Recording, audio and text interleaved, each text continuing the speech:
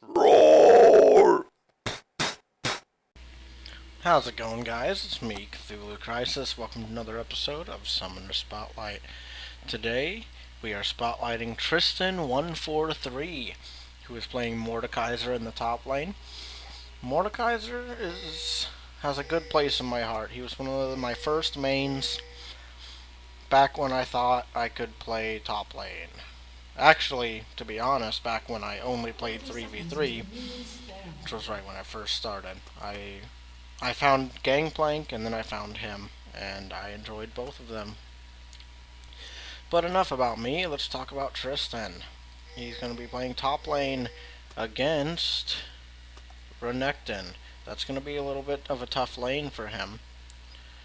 We're also going to be seeing it looks like a mid lane Pantheon, who will be playing against, I believe, Lissandra. Yeah, Lissandra. We will see bottom lane support Galio and ADC Caitlyn versus support Lulu and ADC Tristana. Yeah. And Jungle Poppy versus Jungle Yi. Jungle Yi is very strong, incredibly strong, in fact, and has been since his rework. Overly strong, in my opinion. Maybe they've nerfed him. I didn't see anything though, but he sure is coming close there. All right, so we see Mordekaiser getting up in his lane, start that poke. Mordekaiser's an interesting champ because he is a top laner that you build a lot of ability power on. So it'll be really interesting to see how he builds him. Everybody has their own ideas on champs like this.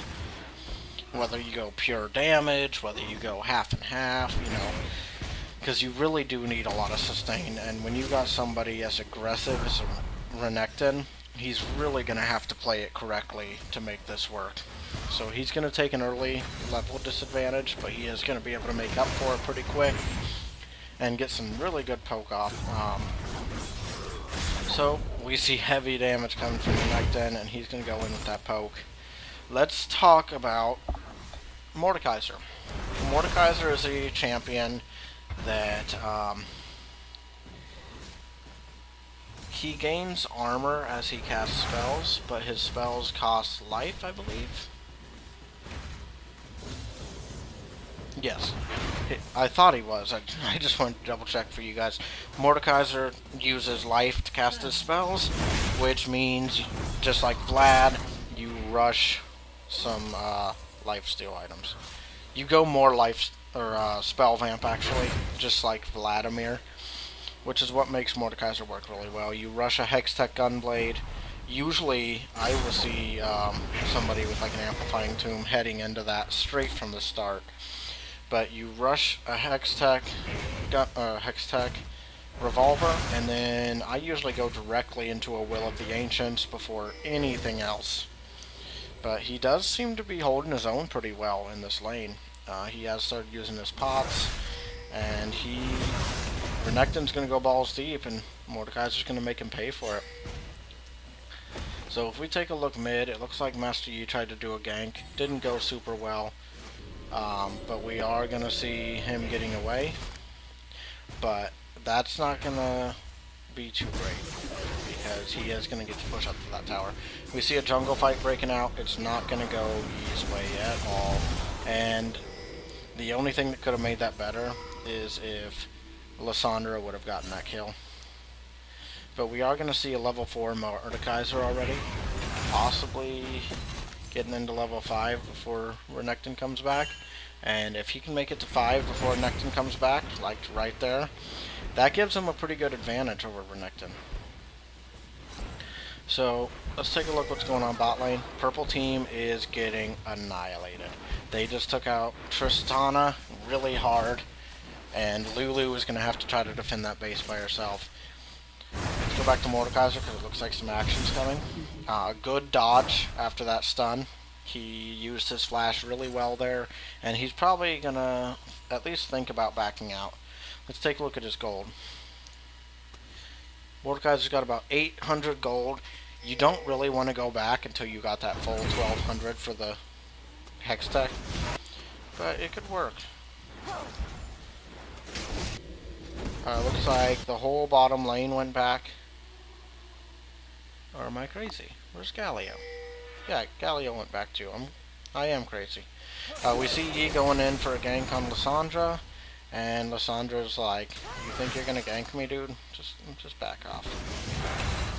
We see Mordekaiser heating up some nice tasty farm, and just trying to get that gold together to grab that Hex Tech. If you've never played Mordekaiser, he's a really fun champion. Let's go over his abilities for a moment. His passive makes it where he converts 35% of his damage he deals into armor, which is this. Is it armor or is it a shield? Into a shield. Maximum shield strength, 270 health. The shield decays, that's what that silver is below, is his shield. It's not a huge shield, but it helps.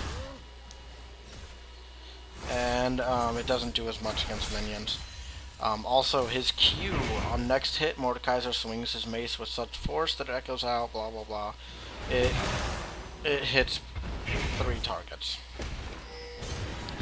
Okay, that's what you see him using every once in a while. Mostly you see Siphon of Destruction. That's where you see like the maces come out from under the ground and hit everybody in a cone in front of him. His W is Creeping Death. He makes a metal shard shield to surround an ally, usually himself, increasing their armor and magic resist, and dealing damage per second to nearby enemies. We do see Yi holding off that lane, and that's gonna allow him to leave with a Hex Tech, and it looks like he wants to try to get something else. How much gold does he have? Oh, he wants to get a ward, maybe. And he doesn't. Okay. So, his ultimate is what Mordekaiser is known for. Wow, we see really good damage going on to Yi. He's gonna make it out, it looks like. He's gonna go ahead and pop his heal, and Mordekaiser's gonna be here to save the day. We could see Renekton go down here if done correctly.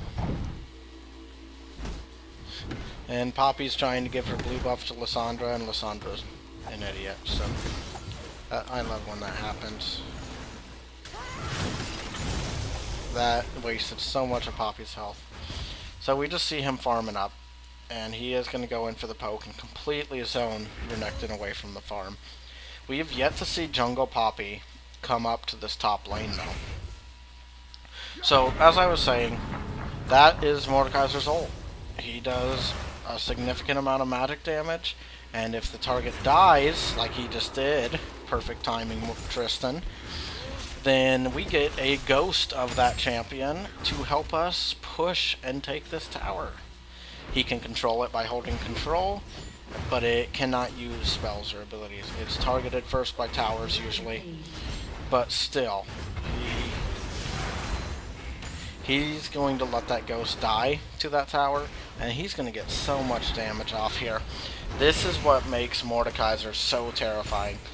In a, like, say you're in a 2v2 situation, if Mordekaiser can finish off the squishiest target, or like an ADC where their auto attacks are their power, then we get to see things where a 2-on-1 gets turned into a 2-on-1 in favor of Mordekaiser, or a 2-on-2 gets turned into a 3-on-1, or my favorite, when a 3-on-1 gets turned into a 2v2, just by making sure he focuses correctly. Now he's a little bit scared of Renekton.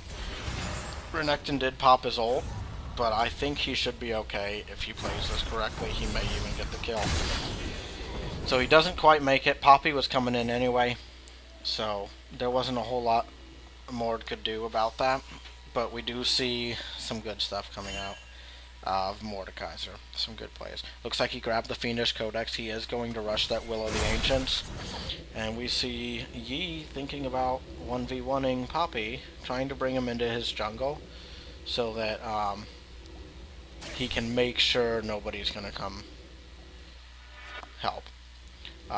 Yi's just going to hang out, and now he's going to go in. They should have a pretty easy time here. Pantheon's heading in too. Pantheon's going to go in with that. But we do see some, I think that we saw Poppy's ult drop there. Poppy's ult is one of the most interesting ults in the game.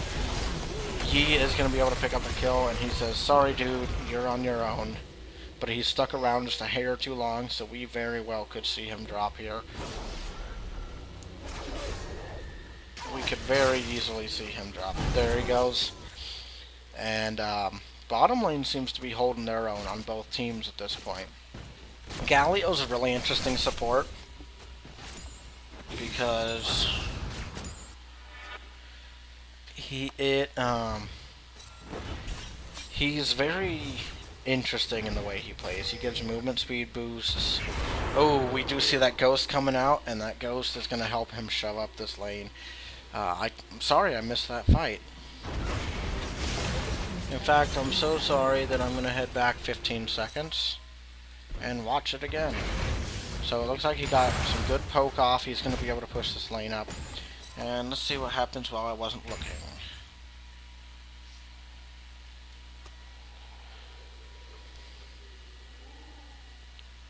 So it looks like he sets himself up perfectly. Renekton gets out of lane, or gets out of position. And we just see a lot of damage going out. And there's the ult that's going to secure his death. Let's jump back to live. And by live, I mean 3 minutes ago. And just really well played by Tristan. So far, he's playing a 2-1-0 game. And for his solo lane, that is not a bad score at all. It looks like we saw that tower drop while we were fast forwarding. And they're probably going to push up and start hitting this tower. They're not going to get much done on it, though. And overall, we see a 11-9 score with 2 towers in favor of the blue team. Tristan's going to head up and say, hey, Neki, you remember me? You know, get off my nice tasty farm. And Renekton's going to be like, hey, no, I don't want to. So, Mordekaiser's a really fun champ. If you have not tried him, I highly suggest you do. He works really well in the top lane. I don't know, he's an interesting champ. His ult is similar to Yorick, but his abilities have a much better flow to them than Yorick's do. Looks like Lissandra's coming in for a gank. If Mordekaiser doesn't play this safe, we could see him drop, or we could see him picking up that double buff off Lissandra, which would be fantastic. We see Lissandra doing a really good job of keeping out of vision until it's too late. The good news is Renekton is nowhere near where he needs to be. So now, not only are we going to see Lissandra drop, but we have a ghost of Lissandra to help him take out Neki, if they can catch him. If not, just push up the whole lane. So that was not bad play by Lissandra. It looked like it, but that was not bad play by Lissandra. That was bad play and bad follow-up by Renekton.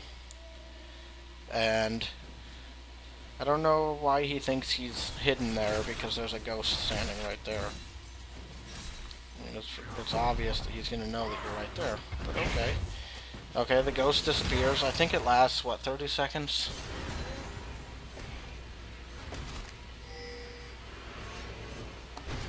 Oh, we see Poppy coming in for that gank. Is he going to be able to take out Poppy? It don't matter. He's going to drop no matter what happens here, so he might as well try to kill her. He is going to pick up the kill, and that may have been worth it for him, but I doubt it. We also see Yi coming in here. I think he should be able to get an easy kill. He probably should have waited. Well, I guess the ult wore off right when he got there anyway. And Renekton is doing some damage. We're going to see him drop that Master Yi. So let's take a look at items. Mordekaiser, oh wow, he headed straight for a Deathfire Grasp. He didn't even worry about the Will of the Ancients. Will of the Ancients is really nice because you're spending health on abilities. The Hex Tech makes you about break even. Will of the Ancients makes you heal every time you use an ability. It completely negates the bad side to Mordekaiser. So seeing him go for a Deathfire Grasp where he's going to be dealing more damage is pretty cool. I mean, he's going to be doing a lot more damage. He's going to be able to amplify that damage, and he's going to be able to fight. If the cooldown is up on it and he remembers to use it and everything, we're going to see him taking out people 1v1 like crazy. He did flash for it. He got his ult on her. Is the ult going to be enough? Probably not, but it's close. Oh, we do see her drop from that ult. That ult is strong. How much damage is that doing now?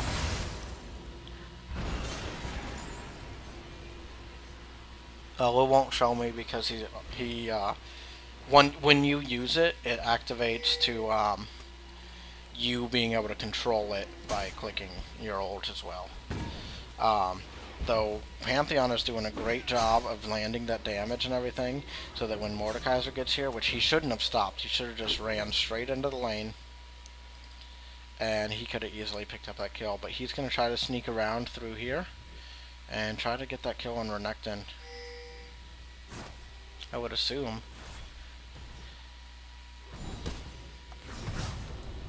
They have no vision on Renekton, no idea where he is, so it looks like they're probably going to actually just try to take this tower here.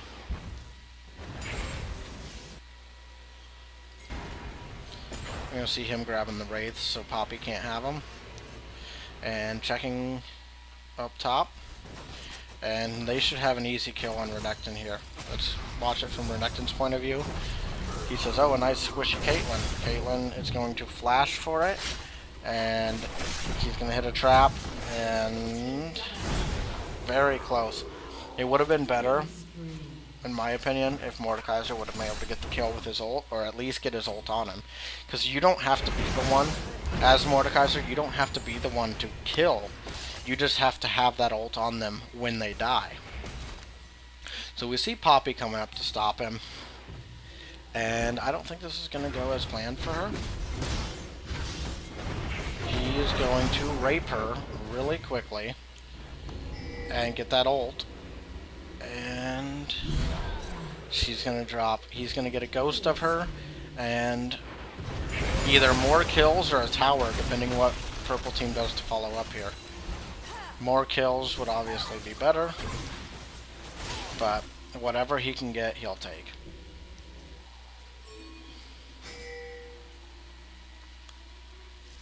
So Mordekaiser is going to back out a little bit, and they need to watch those other lanes. Like mid lane, they could tank, or they could take this tower really easily. They're going to go ahead and do that. Bottom lane, they've already taken the tower, so now we have a 3 tower to 1 tower advantage for blue team. Blue team has been 19 kills and 16 on the purple, and we're going to see an easy dragon capture here. Mordekaiser did go back. Let's see what he grabbed this time. He didn't grab anything. How much gold does he have? And he had 2,000 gold. A little bit weird, but he wanted to get back into lane and get that top lane pushed.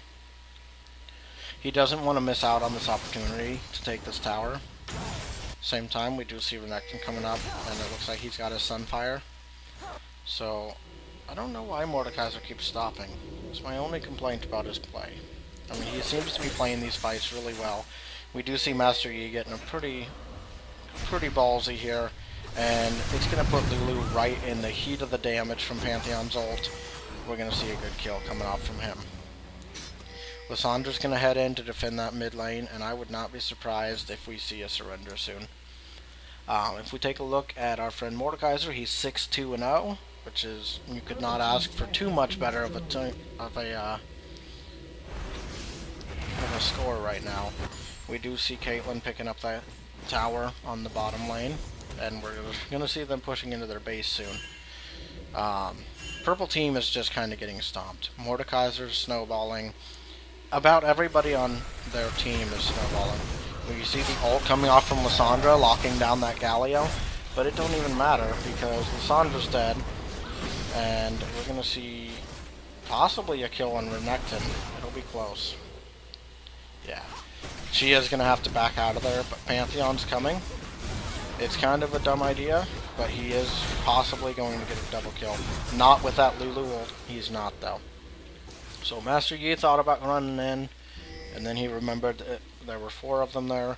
We are going to see Mordekaiser helping to back him up. And if this is played correctly, his ult is up. This could be turned around pretty hard. So we would love to see Renekton go down here. But we're going to see Poppy instead. He gets the ult. Now it is a 3-on-1, and Renekton has no hope of getting out of here. He's going to pick up the double kill, and he and Ghost Poppy are going to go shove this lane up to, up to tower. And I don't think Purple Team has a chance in this one. Mordekaiser is really strong if you know how to play him.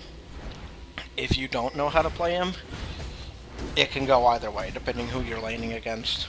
He had a great laning phase. He's had even better ganks. He's been able to turn almost every fight that's come to him around. Here, though, we are going to see a couple people going in. We're going to see Lissandra mainly putting out the damage. But Mordekaiser's doing so much damage right now, and he's got so much gold that when he goes back, he's going to come out with so many good items. It's going to be crazy.